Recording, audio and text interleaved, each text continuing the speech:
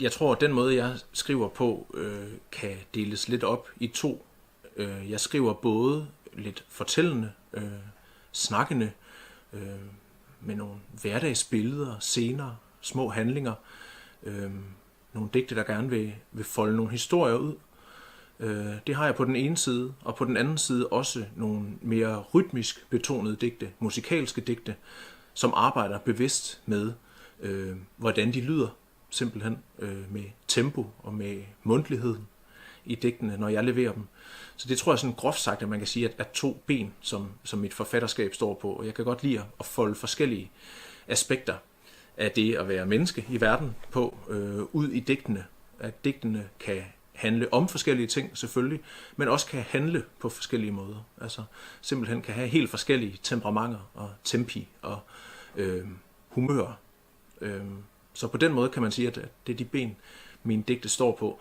Og så kan de jo så være en sætning lange eller mange sider lange, og kan jo handle om noget, der kan ligge tæt på mig, på mit eget udgangspunkt her i verden, og kan også pege på noget, der intet har med mig selv at gøre.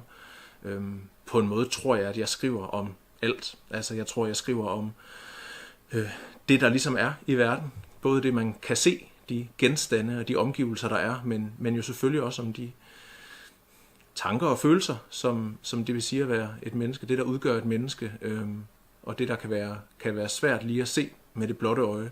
Det kan lyde sådan lidt, måske storladent, men det handler om, at jeg gerne vil have, at hele verden er til stede i mine digte, helt grundlæggende. Og hele verden kan være svært lige at skrive ned i et digt, så derfor prøver jeg at æde mig ind på den.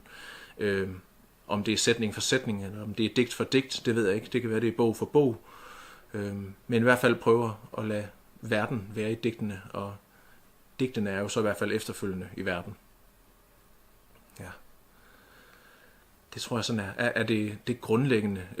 Og så kan man sige, at jeg vil gerne, at digtene mimer den måde, jeg sige man, i hvert fald jeg er i verden på, og det kan både være på en meget dybfølt, afdæmpet, eftertænksom måde, men det kan også være på en humoristisk, plat, banal måde. Jeg er ikke bange for ligesom at lade digtene have mange forskellige udtryk, humører, temperamenter. Det synes jeg er interessant, at de enkelte digte kan svinge fra det ene til det andet undervejs, og at der i løbet af en bog kan være mange forskellige måder at tale i og om verden på. Der er ikke sådan et stabilt jeg, der gør og tænker nogenlunde det samme, og gør og tænker det på den samme måde. Jeg kan godt lide, at det er lidt sprængt, og at det er lidt fragmenteret, den måde, jeg skriver på, fordi det også er sådan, jeg lever. Sprængt, associativt, digressivt. Det kan være svært at holde den samme tanke kørende. Det kan være svært for mig at holde fokus på det samme meget længe af gangen. Så det vil jeg gerne lade spejle i mine digte. Og ikke gå efter sådan en sikker, ren, hvad skal man sige, sådan suveræn udsigelse. Fordi det er slet ikke sådan, jeg lever. Og så vil det blive uoriginalt og tænkt.